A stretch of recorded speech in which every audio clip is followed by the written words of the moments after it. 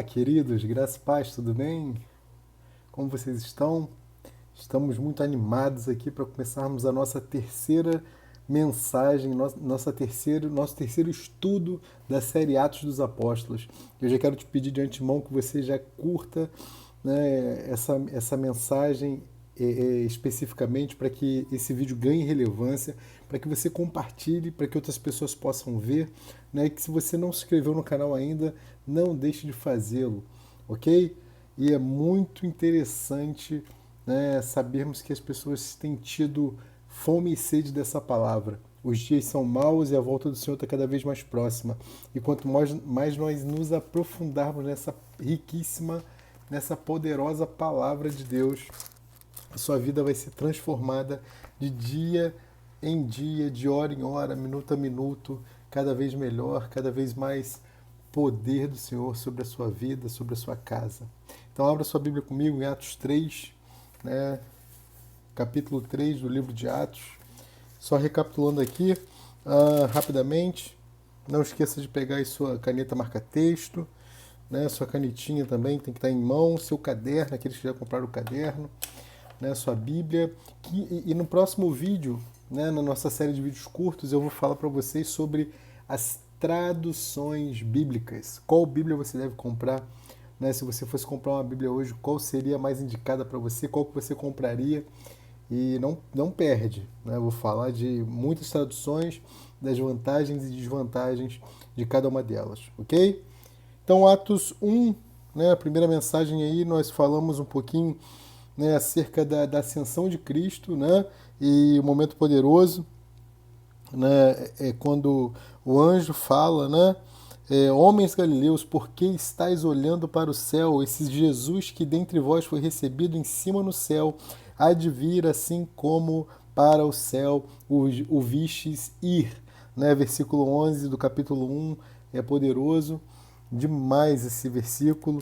Né, a gente estudou já, falamos sobre isso, Apocalipse 1:7, você vê um pouquinho dessa questão também. A gente falou sobre a eleição de Matias, né, e no final do capítulo colocamos para vocês que eles continuavam lançando sorte, um hábito do Antigo Testamento, que mesmo depois da ascensão de Cristo, eles continuavam utilizando, não tinham entendido ainda completamente a questão da descida, né, do Espírito Santo. Né? Jesus já tinha soprado o Espírito Santo neles lá em João 20, nós falamos também sobre isso.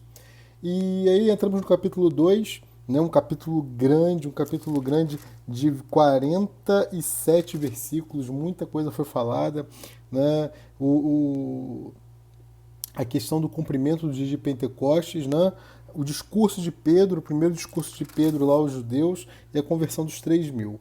Certo? E hoje vamos começar aí, vamos falar do nosso capítulo 3, um capítulo um pouco menor, né, com bastante riquezas também, aprofundamento para vocês.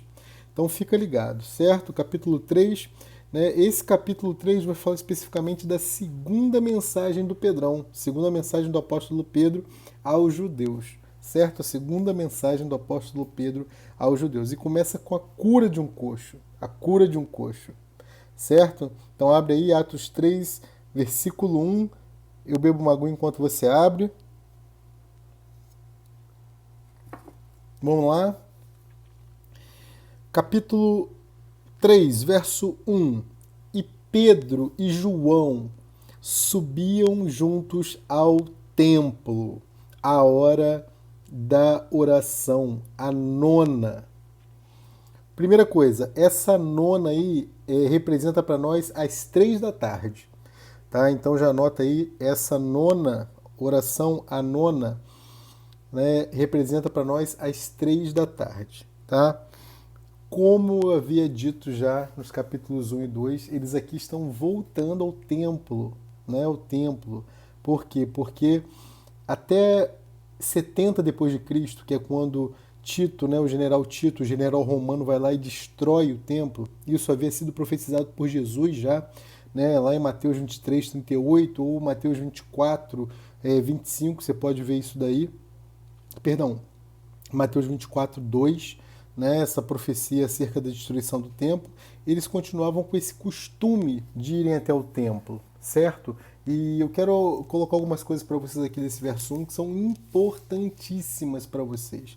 Né? Por exemplo, nesse verso 1 eu quero destacar esse tempo. Por quê? Porque os primeiros cristãos, assim como os próprios apóstolos, eles não perceberam que Jesus, né, que o próprio Deus abandonou o judaísmo, né, com práticas, né, ele abandonou como prática e como recintos também. Mateus 23, 38, certo? Deus tem um propósito ao abandonar o judaísmo. Né? Qual é o propósito dele? É o dispensar dele em nós. É a chamada economia de Deus. Deus é um grande empreendedor nessa terra, né? Ele é um grande empreendedor no universo. Né? E qual é esse principal empreendimento dele? Qual é o principal empreendimento? É dispensar de si mesmo no homem. Ao dispensar de Deus de si mesmo no homem, de maneira que ele e o homem tornem-se um. Ok? Tem algumas referências para você poder perceber isso aí de maneira mais clara. Mas a grande economia de Deus, Deus é um grande investidor na realidade no universo. E ele investe de modo que você e ele tornem-se um. E isso é maravilhoso, né? Isso é esplêndido, é algo que nós não podemos deixar passar em branco, né? Essa economia de Deus é dispensar dele mesmo dentro de nós. Amém? Versículo 2. E era trazido um homem que desde o ventre de sua mãe era coxo, o qual todos os dias punham à porta do templo, chamada Formosa, para pedir esmola aos que entravam no templo. Então aqui essa questão do coxo a gente vê lá em Atos 14:8 também com Paulo. Né? Também vemos Jesus citando os coxos lá em Lucas 7:22, quando ele fala, né, coxos são curados, e ele vai citar uma série de milagres ali, paralíticos, coxos, e ele cita uma série ali. Né? Verso 3. O qual, vendo a Pedro e a João, que iam entrando no templo, pediu que lhe dessem uma esmola. Pediu para a pessoa certa. Pediu para a pessoa certa. Verso 4. E Pedro com João, fitando os olhos nele, disse: olha para nós. Olha para nós. E olhou para eles, esperando receber deles alguma coisa. Era costume, ele era ali um pedinte. As pessoas pediam esmola, ele muitas das vezes era ignorado, na maioria das vezes certamente ele era ignorado. Talvez não tanto pelos fariseus, né, que chegavam ao templo e já queriam fazer a sua boa ação do dia. Então, entenda que naquele contexto da época, né, era difícil um coxo abandonar sua capa, né, para poder viver como uma pessoa normal. Porque, especialmente para os fariseus, para os escribas, para os dotados da lei, era muito interessante fazer, né, esse pagamento, essa doação de esmola. Então, se liga que não era uma coisa tão fácil sem abandonar a capa de pedinte. Né? Não era uma coisa tão fácil sem abandonar aquele estado. Tá? Então, verso 6. E disse Pedro: não tenho prata nem ouro, mas o que tenho, isso te dou. Em nome de Jesus Cristo Nazareno, levanta-te e anda. Algumas traduções vão omitir esse termo levanta-te. Né? Só vão colocar assim, em nome de Jesus Cristo Nazareno, anda. Tá? Aqui, quando ele fala assim, não tenho, a gente faz uma conexão com o apóstolo Paulo também, né? 2 Coríntios 6:10. Depois você lê lá. E aqui eu quero fazer um destaque todo especial nesse verso 6, né? Quando ele fala assim, o Nazareno, ele está dizendo assim nas entrelinhas para os fariseus, para os escribas, né? Para os mestres lá da lei, para os doutores da lei, ele está dizendo assim, olha, o Nazareno, vocês desprezaram o Nazareno, ele era desprezado entre os judeus, né? João 1, 45, 46. Então ele está dando uma ênfase aqui, o Nazareno, aquele mesmo que vocês desprezaram, né? Em nome dele, em nome do Nazareno, Jesus Cristo, levanta-te agora e anda. Mais algumas coisas aqui para destacar no verso 6, e segura essa daí. Pedro não possuía prata nem ouro. Mas se você for na catedral, perdão, de São Pedro, meu irmão, eu um dia quero muito poder fazer essa visita, né? Mas você vai ver uma catedral riquíssima, riquíssima de pedras preciosas, de prata, de ouro. E assim é em muitas igrejas. Pedro está falando, eu não tenho prata, não tenho ouro, mas eu estou cheio de Cristo. Então, em nome de Jesus, o Nazareno levanta e anda. E é assim em algumas igrejas. Elas estão cheias de ouro, elas estão cheias de prata, mas tem zero de Cristo. Tem zero da presença de Deus. Né? Então, segura essa daí porque é forte. Né? Tem igreja que está cheia de ouro, mas está vazia de Deus. Está vazia de Cristo. O Espírito Santo passa longe. Né? Então, irmãos, que sejamos uma igreja, né, próspera, sim, mas que nosso fundamento base seja a presença de Deus na nossa vida. Amém? Vamos lá, continuando aqui, verso 7. E tomando-o pela mão direita, o levantou, e logo os seus pés e artelhos se firmaram. Né? Tomando pela mão, levantou, e os pés já se firmaram como que de maneira milagrosa, lógico, né? Não era aqueles coxos que nós temos aqui, né? Pedintes, o bom e velho brasileiro, né? Que vai para a rua, muitas das vezes, não são todos, mas a gente sabe que muitos nem aleijados são, nem coxos, ficam ali pedindo, né? E quando você vai ver, daqui a pouco ele sai andando normalmente, né? Depois que você dá ali a sua contribuição para ele. Né? Conta uma história, sempre assim, a mesma coisa, né? Não estou dizendo aqui que não devemos ajudar, irmãos, mas estou dizendo aqui o seguinte, que aqui a coisa foi milagrosa, não é igual uns 7 que a gente tem por aí não, que de coxo não tem nada, tá? É isso que eu quero destacar apenas. Verso 8. E saltando ele, Isaías 35, verso 6. E saltando ele, pôs-se em pé, e andou, e entrou com eles no templo. Entrou com eles no templo, andando e saltando e louvando a Deus. Ele entrou com eles no templo. O testemunho vivo estava ao lado deles. Era inconteste, era incontestável o que os mestres, né, da lei, os fariseus, os judeus estavam presenciando naquele momento. Eles não podiam contestar, porque todos os dias eles viam aquele homem ali sentado, né? A gente leu lá no início, né?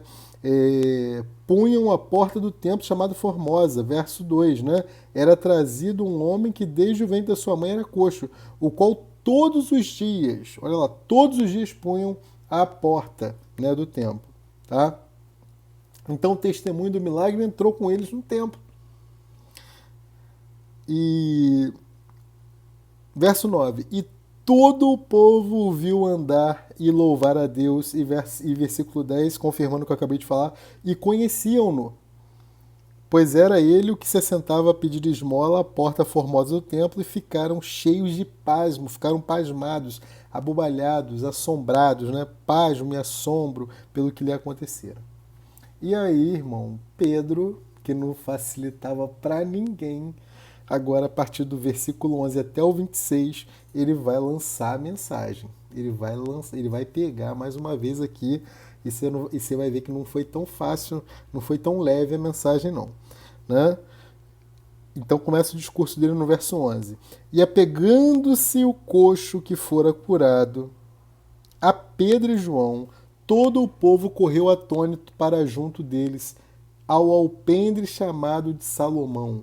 Ao alpendre chamado de Salomão, né? Um determinado lugar do templo. Verso 12. E quando Pedro viu isto, disse ao povo: homens israelitas. Mais uma vez aqui nós já falamos disso, é um tratamento mais digno, né? Ao invés de ele falar só israelitas, ele fala homens israelitas. Por que vos maravilhais disto? Por que vos maravilhais disto? Ou porque olhais tanto para nós, como se por nosso próprio poder ou santidade fizéssemos andar este homem? Quando você vai entender que não tem a ver com você, não tem a ver com você ser bom, não tem a ver com você não pecar, tem a ver com ele. Verso 13. O Deus de Abraão, Êxodo 3, 14 e 15. O Deus de Abraão, de Isaac e de Jacó. Algumas pessoas vão colocar assim, ó, antes de Isaac e de Jacó. O Deus de nossos pais glorificou a seu Filho, a quem vós entregastes e perante a face de Pilatos negastes, tendo ele determinado que fosse solto. Pilatos queria soltar, vocês mandaram prender. Hã? Verso 14. Mas vós negastes o santo, Atos 2, 27, e o justo, Atos 7, 52. E pediste que se vos desse um homem homicida, né, que soltassem Barrabás, né? Verso 15. E mataste o príncipe da vida. Algumas traduções vão dizer assim, mataste o autor da vida. É melhor o autor aqui do grego, tá? A palavra aqui, príncipe, foi mal traduzida na minha versão, que é Almeida Corrigida Fiel. Eu vou falar disso na quinta-feira, né? O próximo vídeo aí do canal. Você bota o próximo vídeo aí.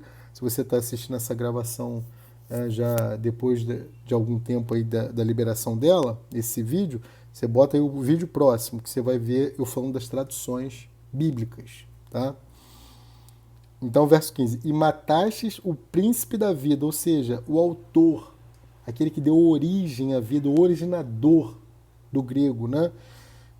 Originador, ao qual Deus ressuscitou dentre os mortos, do que nós somos testemunhas. Falamos acerca dessa testemunha aqui lá no capítulo 2. Se você não entende, volta lá que a gente não tem como ficar repetindo os conteúdos, certo? Acompanha a série toda, irmão, para você não perder nada.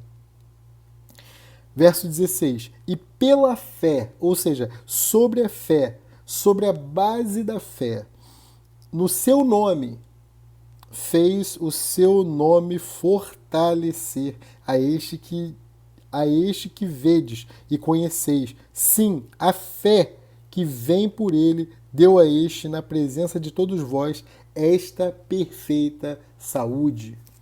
De novo, verso 2 ele vai dizer, desde o ventre da sua mãe era coxo, e agora está perfeito estado de saúde. Glória a Deus, né? Verso 17. E agora, irmãos, eu sei que o fizeste por ignorância.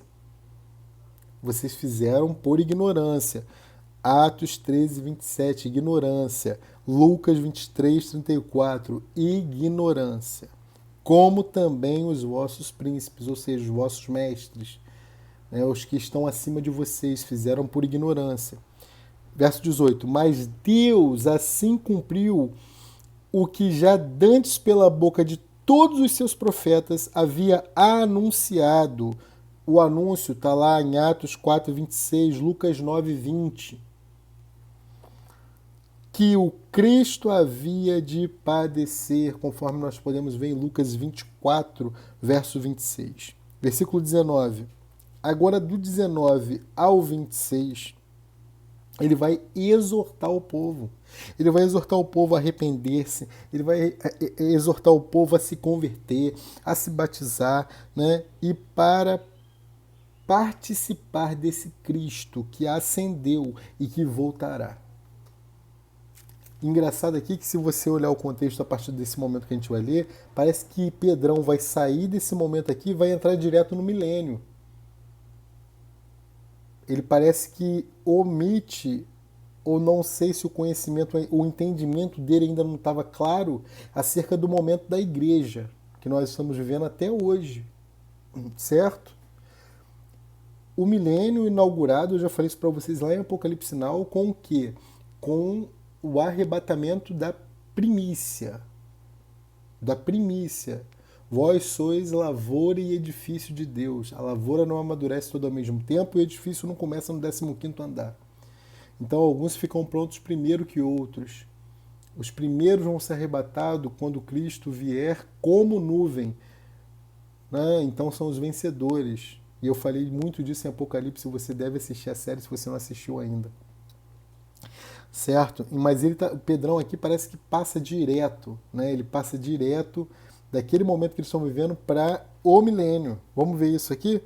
Verso 19. Arrependei-vos, pois, e convertei-vos, para que sejam apagados os vossos pecados. E aqui é interessantíssimo, eu quero que você entenda aqui uma coisa interessantíssima. Algumas traduções, né, o verso 20 começa agora. Outras traduções, como a ACF, o verso 20 continua. Então, vou ler o verso 20 da ACF. Ó. Arrependei-vos, pois, e convertei-vos, para que sejam apagados os vossos pecados, e para que venham assim os tempos de refrigério pela presença do Senhor. Esse é o verso 20 da ACF. Outras traduções, o verso 20 começa aqui, ó. Perdão, verso 19, né? Eu acabei de ler o verso 19 da CF, né? Que vai de arrependei-vos até a presença do Senhor. Só que algumas traduções, o verso 19, ele acaba em pecados. Então o verso 19 fica assim, ó: arrependei-vos, pois, e convertei-vos, para que sejam apagados os vossos pecados. Ponto. E aí começa o 20. E para que venham assim os tempos do refrigério pela presença do Senhor. Né? O Senhor aqui é o Senhor Deus. E envie ele a Jesus Cristo, que já dantes foi pregado. Que já dantes vos foi pregado, perdão. Foi pregado também, né? Mas vos foi pregado também. Então aqui não vai alterar o quê, Rafa? Não vai alterar nada. Só uma divisão aqui mesmo didática, né? Vamos dizer assim. Mas, logicamente, se você for pregar ou trazer uma ministração, um ensino, você tem que ficar atento a isso, porque verso 19, se você falar só do verso 19 em algumas traduções, pode estar diferente em outras, né? 19 e 20, certo? Então fica ligado nisso daí, tá bom? Deixa eu destacar algumas coisas aqui na minha tradução, tá? Na minha tradução aqui, que é a CF. E eu vou falar disso na próxima mensagem, como eu já falei para vocês. Então, no finalzinho do verso 19, quando ele fala, que no caso seria o verso 20 de outras traduções, e para que venham assim os tempos de refrigério pela presença do Senhor, né, do Senhor Deus, aqui ele está se referindo ao tempo de refrigério que nós conheceremos como milênio. Tá? Então algumas pessoas tendem, principalmente no livro de Isaías, eu vou falar disso daqui a pouco, tendem a confundir a coisa, a tratar o Isaías, aquelas profecias, como se fossem profecias da nossa época, mas não são, é de um tempo vindouro. Vou falar disso melhor, tá bom? Verso 20, o verso 20 da ACF. E enviei ele a Jesus Cristo, que já dantes vos foi pregado. Certo? Já dantes vos foi pregado. Olha o verso 21 agora. Esse verso 21 eu te recomendo a leitura na NVI, né? Porque aí você vai entender melhor essa questão do milênio que eu estou falando. Então olha o 21.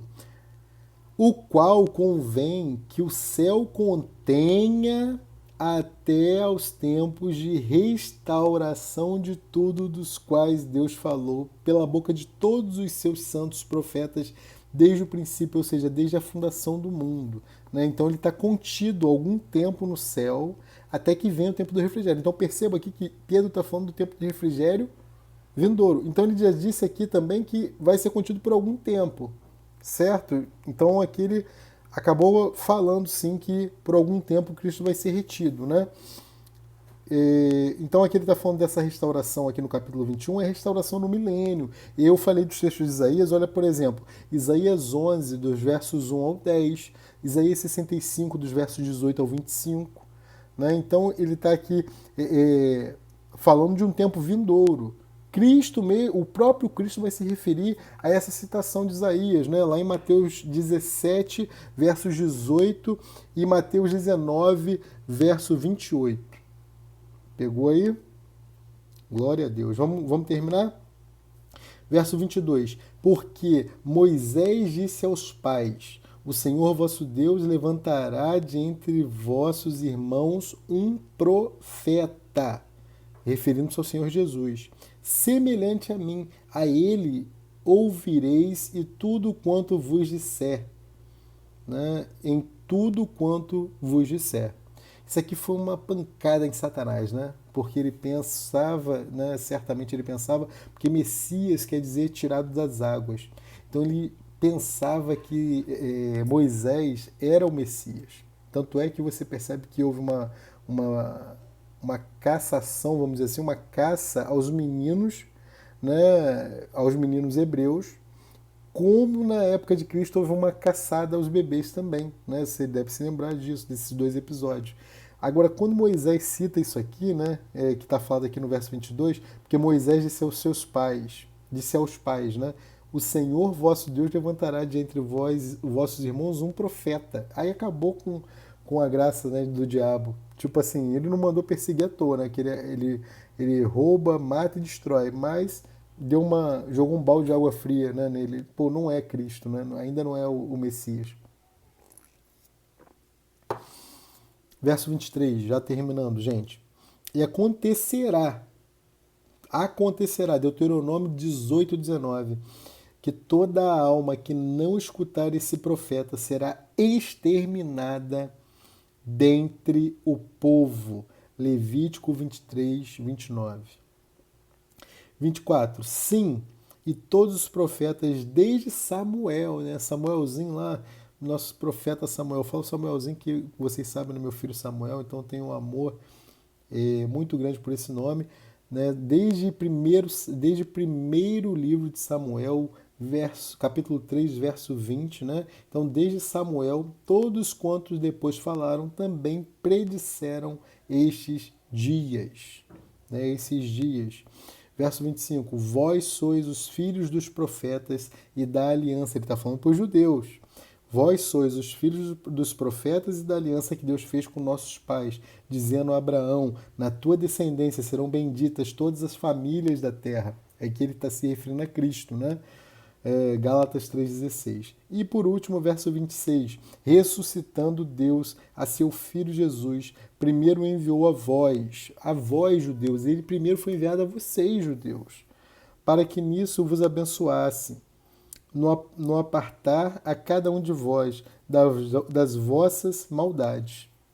Então aqui a gente está percebendo que, né, Deus reenviou o Cristo, né, após com a descida, né, ele ascende, mas ele foi reenviado, né, através da mensagem que era trazida pelos apóstolos aos judeus agora. Né? E primeiro aos judeus. Né? E isso se manifesta no dia de Pentecostes, que nós vimos lá no capítulo 2. Né? E o Espírito que Deus derramou, né, fazendo ali com que o próprio Cristo fosse, vamos dizer assim, um neologismo aqui, uma palavra, repregado, né, aos judeus.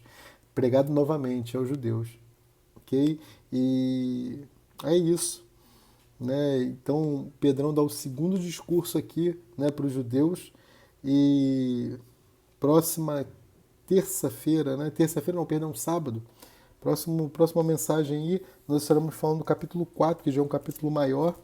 Né? E Pedro encerrou aqui o seu discurso, aqui no capítulo 3, verso 26. E aí a gente vai ver a partir da próxima mensagem que ele vai ser preso. O negócio ficou tão insustentável, tão insuportável, a pancada foi tão... O golpe foi tão certeiro que os mestres da lei acusaram o golpe e aí eles vão prender Pedro, né? Prendem Pedro e João. E a gente vai ver isso na próxima mensagem. Amém? Glória a Deus pela sua vida. Se você ficou aí até o final, comenta aí embaixo o que você achou dessa aula, né? Se te acrescentou, né? E esse feedback seu é importantíssimo para nós. E fiquem com Deus e até a próxima, capítulo 4, né, de Atos dos Apóstolos. Amém? Um grande beijo e tchau, tchau.